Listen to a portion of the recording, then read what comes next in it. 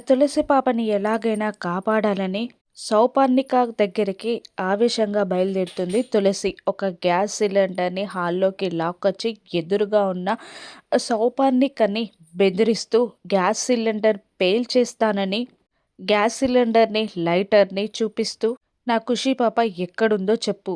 నా ఖుషి పాప ఎక్కడుందో చెప్పకపోతే నా ఖుషి పాప కోసం నిన్ను చంపడానికైనా, నేను చావడానికైనా సిద్ధం" అని తులసి ఆవేశంగా అంటూ ఉంటుంది. గ్యాస్ సిలిండర్ ఎక్కడ పేలిపోతుందో అని భయంగా సౌపర్ణిక తులసి చేతుల్లో నుండి లైటర్ లాక్కునే ప్రయత్నం చేస్తూ ఉంటుంది. కానీ వినకుండా తులసి బెదిరిస్తూనే ఉండడంతో "చంపేయ్ తులసి, నా దగ్గర ఖుషి పాప లేదు. నా దగ్గర లేని పాపని నీకు నేను ఎలా ఇస్తాను? నువ్వు చంపినా పర్లేదు" అని సౌపర్ణిక కూడా గట్టిగా అరిచి చెప్తుంది.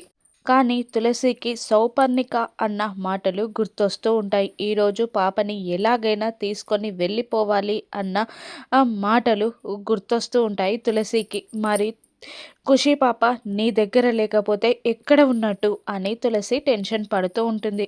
మరోవైపు పిల్లలందరినీ షిఫ్ట్ చేయడానికి మీనన్ అన్ని ఏర్పాట్లు చేసేస్తాడు. అక్కడున్న చిన్న పిల్లలకి మత్తు చాక్లెట్లు ఇస్తూ ఉంటాడు మీనన్‌లో ఒక మనిషి.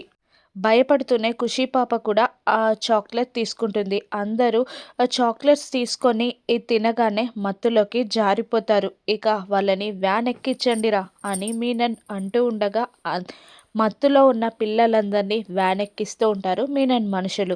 మరోవైపు తులసి టెన్షన్ పడుతూ ఉంటుంది. ఖుషి పాపని తులసి ఎలా కాపాడుకుంటుంది? సిద్ధు సహాయం చేస్తాడా? ఖుషి పాపకి ఏదైనా హాని జరుగుతుందా? రానున్న ఎపిసోడ్స్‌లో చూద్దాం. Thank you for watching.